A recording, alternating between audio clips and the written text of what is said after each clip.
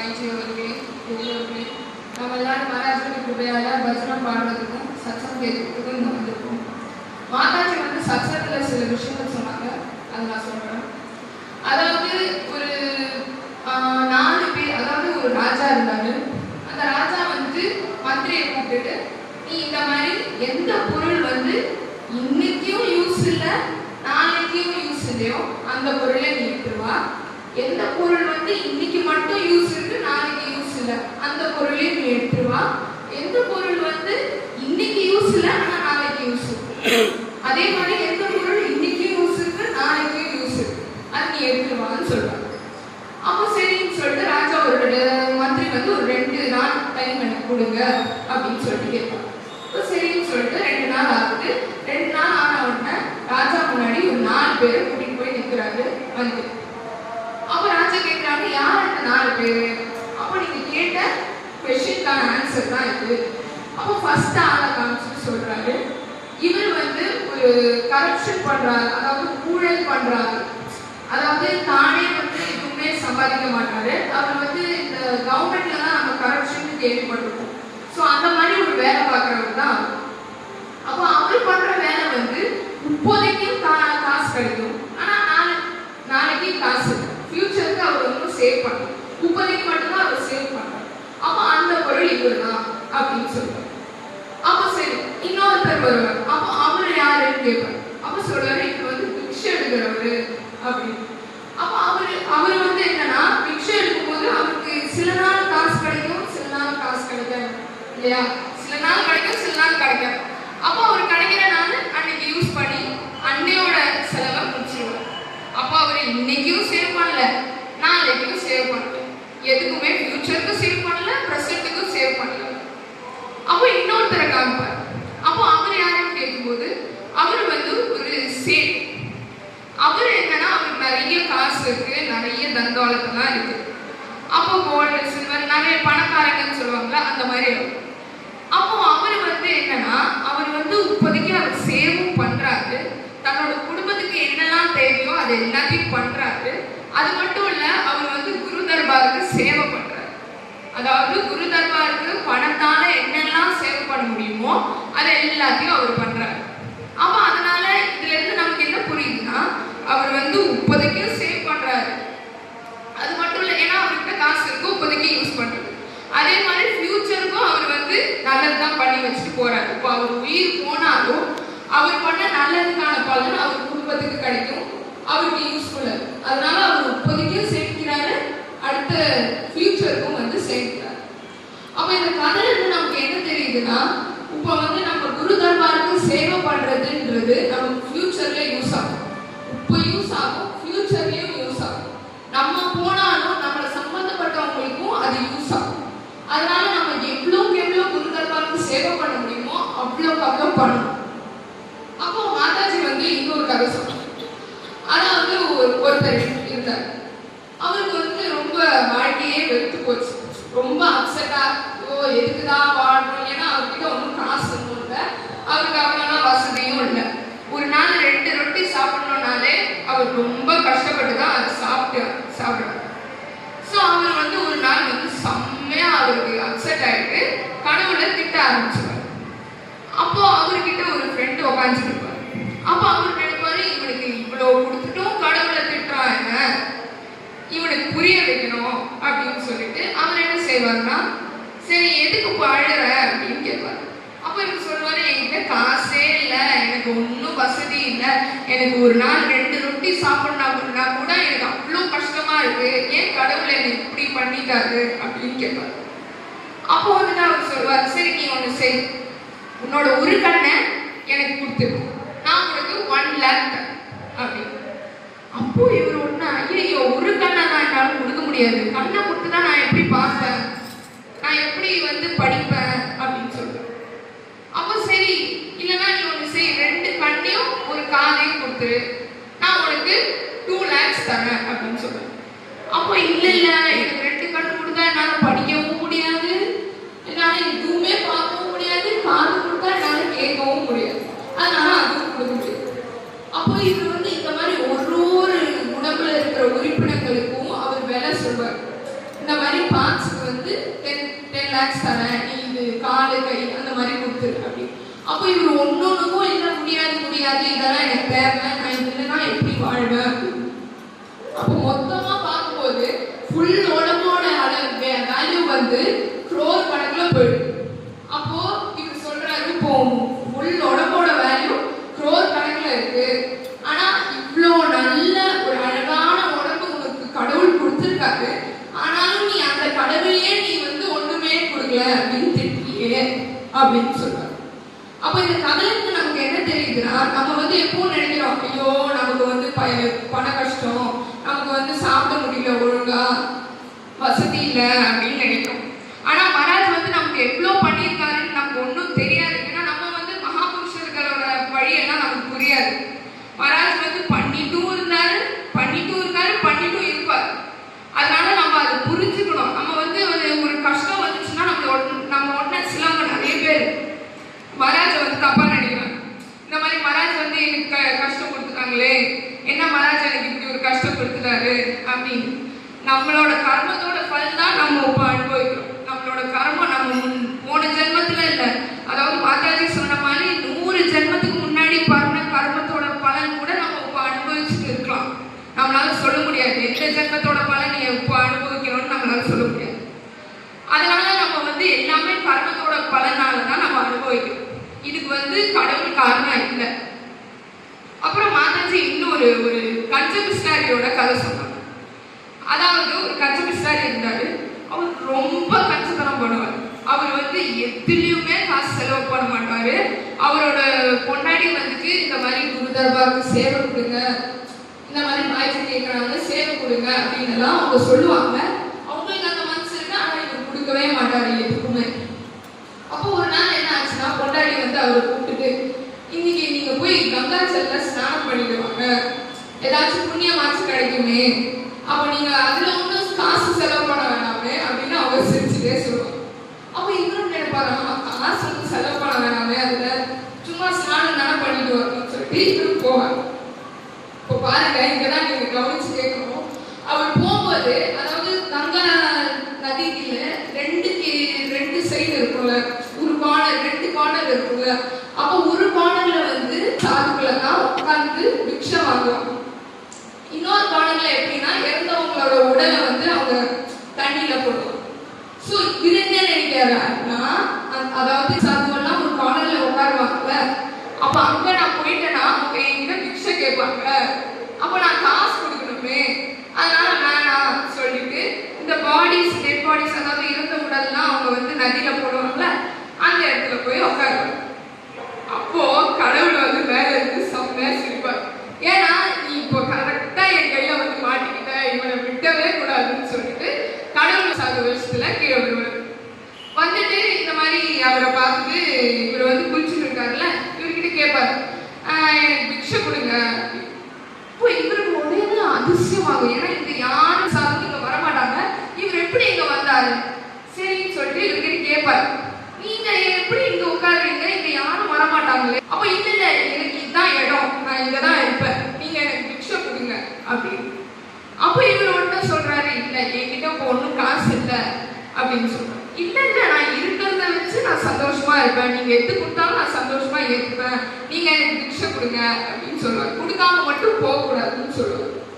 அப்ப அவர் ஒன்றும் சொல்றாரு, சரி ஓகே, நான் உங்களுக்கு ஒரு கிராம் கோல்டு காயின் தரேன், ஆனா நீ வந்து என் வீட்டுக்கு வந்து வாங்கிக்கணும் அப்படின்னு சொல்றாரு. அப்ப இவர் என்ன புத்திசாலித்தனத்தை சொல்றாருன்னா, இவருக்கு எங்க இவர் வீடு தெரிய போகுது, இவர் எங்க இருக்காருன்னு இவருக்கு எப்படி தெரிய போகுதுன்னு நினைச்சிட்டு இவர் புத்திசாலித்தனமா சொல்றாரு. இவர் வந்து வீட்டுக்கு போறாரு. வீட்டுக்கு போயிட்டு இவர் படிக்கிறாரு. படித்த உடனே கொஞ்ச நேரத்திலேயே பொண்டாட்டி வந்துட்டு, கடவுள் ஒரு சாக்கு நின்று இருக்காரு, அவர் வந்து ஒரு கிராம் கோல்டு காயின் நீங்க கொடுக்குறீங்க அப்படின்னு சொன்னாரு அப்படின்னு சொல்லிட்டு அவர் கேட்கிறாரு கிட்ட அப்படின்னு. அப்போ இவருக்கு ஒன்னும் அதிசயமாடுவே, இவர் டென்ஷன் ஆயிடுவார். ஐயோ இவருக்கு எப்படி நம்ம வீட்டுக்கு இருந்துச்சு, நம்ம வீட்டுக்கே வந்துட்டாரு, ஐயோ என்ன பண்றதுன்னு யோசிச்சுட்டு அவர் டக்குன்னு சொல்றாரு, இல்லை எனக்கு முடியலன்னு சொல்லிட்டு அப்படின்னு சொல்றாரு. அப்போ உடனே சரின்னு சொல்லிட்டு கொண்டாடி போய் இந்த மாதிரி பிராமின் சார்கிட்ட எனக்கு முடியல அப்படின்னு சொல்லுவாங்க. அப்போ பிராமின் சார், என்னோட எஜமானுக்கு முடியல, அப்போ நான் இங்க தங்கி நான் சரியாகிற வரையும் நான்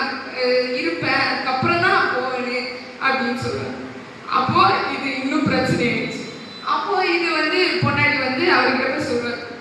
அப்போ அவரு நினைப்பாரு, அந்த கன்சம்ஷனர் நினைப்பாரு, ஐயோ இவர் வந்து 2-3 நாள் தங்கிட்டாருன்னா என்ன பண்றது, 3 நேரம் சாப்பாடு கொடுக்கணுமே, இவருக்கு துணி எல்லாம் வாங்கி கொடுக்கணுமே, என்ன பண்றது அப்படின்னு யோசிப்பாரு.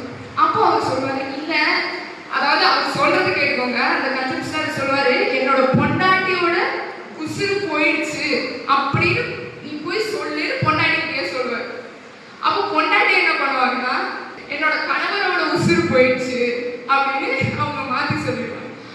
அப்போ சொல்லுவாங்க, ஐயோ அப்போ இது கர்மம் எல்லாம் பண்ணணுமே, அப்போ நான் வந்து பண்றேன் அப்படின்னு சொல்லிட்டு சொல்லுவாரு. அப்போ உடனே இந்த கன்சம்ஷனருக்கு இது தெரியும். அப்போ இவரு சரி, இவர் கொஞ்ச நேரம் தானே இருப்பாரு, அதுக்கப்புறம் போயிடுவாரு. பாருங்க எவ்வளோ கன்சம்ஷனருக்கு பாருங்க. அப்போ இல்ல பரவாயில்ல, கொஞ்ச நேரத்துல போயிடுவாரு, நம்ம கொஞ்ச நேரம் நடிச்சிடலாம், டெட் பாடி மாதிரி நடிச்சிடலாம் அப்படின்னு சொல்லிட்டு இவரும் கண்ணு மூடிட்டு சுவாசம் விடாம இப்படியே உட்காந்துருப்பாரு. அப்போ இவர் வருவார். இந்த தாத்தா வந்துட்டு இவர் வந்து அந்த ஒரு பிளேஸ்க்கு கொண்டு போயிட்டு அங்க வந்துட்டு என்ன பண்ணுவாங்கன்னா, இவர் பருக்க வச்சுட்டு அங்க மேல நம்ம புக்ஸெல்லாம் வைப்போம்ல, பறகு அதெல்லாம் வைப்போம்ல, அப்போ அதெல்லாம் மூஞ்சியில எல்லாருமே வச்சுட்டாரு. அப்போ இவருக்கு சொல்ல முடியும். அப்போ கடவுள் இதை பார்த்துட்டே இருக்காரு, இவன் திருந்தவே மாட்டான் போல, இவன் வந்து ஏச்சு சொல்லவே மாட்டான் போல, உயிரோட இருக்கான் அப்படின்னு. சரி நம்மளே போய் சொல்லிடலாம். அப்போ அவர் வந்து சரின்னு சொல்லிட்டு அவர் படுத்துட்டு இருப்பார்ல, அப்போ அவர் காலில் போயிட்டு, நான் தோத்துட்டேன், நீ தான் ஜெயிச்சுட்ட, இப்பயாச்சும் ஏச்சு சொல்லிடு, நீ உயிரோட இருக்க அப்படின்னு சொல்லுவார். அப்போ இவர் உடனே ஏச்சிடும். பாருங்க எவ்வளோ கன்சம்ஷனரியா இருந்தாருன்னா, அவரை டெட் பாடியா மாத்திட்டு எரிக்க போகும்போது கூட அவரால் சொல்ல முடியல, ஏன்னா ஒரு கிராம் கோல்ட் காயின் கொடுக்குறோமே அப்படின்னு. அப்போ நம்ம வந்து இந்த கதையில இருந்து என்ன புரியுதுன்னா, அந்த கன்சம்ஷனரி மாதிரி இந்த உலகத்துல நிறைய பேர் இருக்காங்க. அதனால நம்ம வந்து அப்படி இருக்கக்கூடாது, அந்த கன்சம்ஷனரி மாதிரி நம்ம இருக்கக்கூடாது. நம்ம வந்து குரு தர்பாருக்கு எப்பவுமே சேவை பண்ணணும், முடிஞ்சதை பண்ணணும். அப்பதான் நமக்கு வந்துட்டு நல்லது, குரு மகாராஜும் ஹாப்பி ஆவார் நம்ம பண்ணணும். அப்புறம் வந்து மாதாஜி இன்னொரு கதை சொன்னாங்க. அதாவது வந்துட்டு பகவான் கிருஷ்ணர் வந்து அரண்மனையில இருந்தார். அப்போ அவருக்கு வந்துட்டு ஒரு விஷயம் தெரிய வரும். அவர் புரிஞ்சுப்பார், என்னன்னா தேவி சத்யபாமாவுக்கும் சுதர்ஷனுக்கும் கருடருக்கும் அவங்களோட சின்ன திறமை இருக்குல்ல, அது மேல கொஞ்சம் அகங்காரம் இருந்துச்சு. அப்போ இவருக்கு புரிஞ்சிச்சு. அப்போ இந்த அகங்காரத்தை கையோட அழிக்கணும் அப்படின்னு சொல்லிட்டு அவர் என்ன பண்ணுவாரு, அவர் ஹனுமான்ஜியை கூப்பிடுவார். ஹனுமான்ஜியை கூப்பிட்டு இந்த மாதிரி நீ வானர உருவத்துல, அதாவது குரங்கு உருவத்துல நீ வந்துட்டு வாணிகா சிட்டின்னு சொல்லிட்டு ஒரு நகரம் இருக்கு, அங்க போயிட்டு நீ அப்படியே ஓடி பாடி விளையாடிட்டே இரு அப்படின்னு சொல்லுவார். அப்போ சரின்னு சொல்லிட்டு ஹனுமான்ஜி வானர உருவத்துல ஓடி ஆடி விளையாடு. அப்போ உடனே கருடரை கூப்பிடுவாரு பகவான் கிருஷ்ணன். கூப்பிட்டுட்டு இந்த மாதிரி ஒரு வானரம் வந்து அந்த நகரத்துல வந்து துள்ளி குடிச்சு ஓடி ஓடி விளையாடிட்டு இருக்கும், நீ அதை வந்து கூட்டிட்டு வா அப்படின்னு சொல்லிட்டு சொல்லுவார். சரின்னு சொல்லிட்டு கருடரும் போயிட்டு வானர உருவத்துல இருக்கிற ஹனுமான்ஜி கிட்ட போயிட்டு இந்த மாதிரி பகவான் கிருஷ்ணன் உங்களை கூப்பிடுறாரு அப்படின்னு. பகவான் கிருஷ்ணன் கூப்பிடுறாரா, நான் வர மாட்டேன், பகவான் ராமன் கூப்பிடுறாரா, அப்பதான் நான் வருவேன் அப்படின்னு சொல்றாரு. அப்போ சரின்னு சொல்லிட்டு கருடர் திருப்பி பகவான் கிருஷ்ணன் கிட்ட போய் இந்த மாதிரி பகவான் ராமர் கூப்பிட்டாதான் வருவாரு அப்படின்னு சொல்றாங்க. அப்போ சரி பகவான் ராமர் கூப்பிடுறாருன்னே போய் சொல்லு அப்படின்னு சொல்றாங்க. அப்போ இவர் உடனே போய் ஹனுமான்ஜி கிட்ட இந்த மாதிரி பகவான் ராமரே கூப்பிடுறாரு அப்படின்னு சொல்றாரு. அப்போ சரின்னு சொல்லிட்டு ஹனுமான்ஜி வர்றாரு. அப்போ அவர் அங்க இருந்து கிளம்பும் போது பாருங்க கருடருக்கு என்ன சொல்றாரு, அதாவது நீங்க வந்து போறதுக்கு டைம் ஆகும், நீங்க பேசாம என் மேல உட்காந்துக்கோங்க, நான் வந்து பறந்து சீக்கிரமா நம்ம போய் சேர்ந்துடலாம் அப்படின்னு. அப்போ இல்ல நான் வந்துடுறேன். அப்போ இவர் வந்து திருப்பி திருப்பி கேட்பாரு, இல்ல நீங்க என் கூட வாங்க, இல்ல நான் வந்துடுறேன் அப்படின்னு சொல்லுவார். சரின்னு சொல்லிட்டு இவர் கிளம்புவார். கிளம்பிட்டு இவர் பகவான் கிருஷ்ணனோட அரண்மனை சேரும்போது இவர் போறதுக்கு முன்னாடியே அங்க ஹனுமான்ஜி இருப்பார். அப்போ இவருக்கு அதிசயமாக என்னடா ஹனுமான்ஜி வந்துட்டாரு அப்படின்னு. அதுக்கப்புறம் என்ன ஆகும்னா, ஹனுமான்ஜி வந்து அரண்மனைக்குள்ள போகணும்னு நினைப்பாரு. அப்போ வெளியே வந்து சுதர்ஷன் வந்து காவல் நின்று இருப்பார். அப்போ சுதர்ஷன் வந்து தடுப்பாரு ஹனுமான்ஜி, நீங்க எங்க போறீங்க, உங்களுக்கு அனுமதி இல்லை அப்படின்னு சொல்றாரு.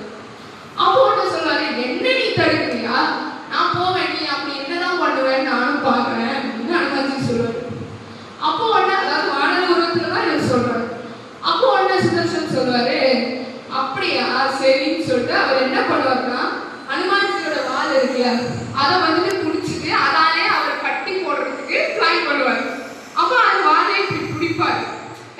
பிடிப்பாரு.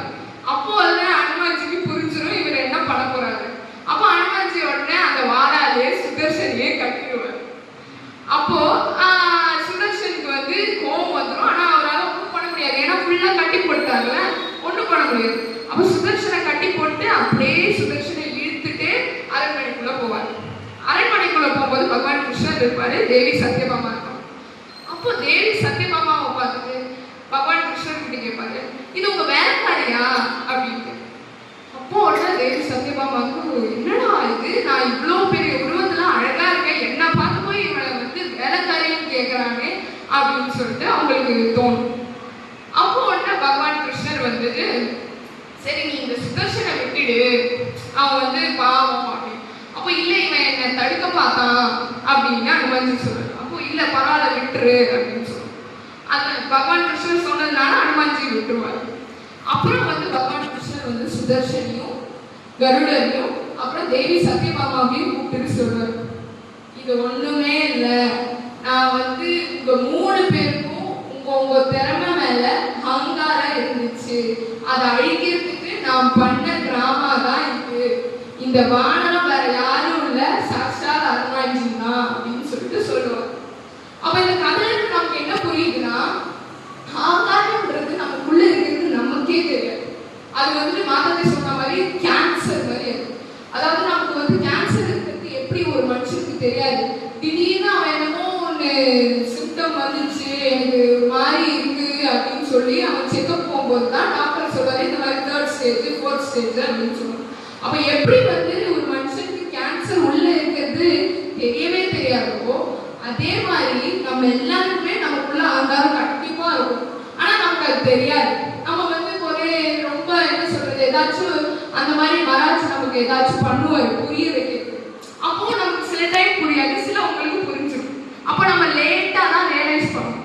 அப்போ இந்த கேன்சர் எப்படி நம்ம உடம்ப அப்படியே சாப்பிட ஆரம்பிச்சிருக்கோ, அதே மாதிரிதான் அகங்காரம் வந்து நம்ம உடம்ப சாப்பிடும். அதனால இந்த அகங்காரன்றது இந்த 5 பிசாசு குணங்களுக்கு சமம் தான், ரெண்டுமே ஒண்ணுதான். அப்போ இந்த 5 பிசாசு குணங்களையும் அடக்கணும்னா என்ன வழி? அந்த வழியை தான் நம்ம குரு மகாராஜ் வந்து இந்த கலியுகத்துல நமக்கு வந்து சொல்றாரு. இப்ப நம்மளாம் எவ்வளவு பாகியசாலிகள், நமக்கு வந்து குரு மகாராஜ் வந்து சத்குரு உருவத்துல வந்து நமக்கு கொஞ்சம் சத்சங்கம் கேட்டு அந்த ஞாபகத்தை கொடுக்குறாரு.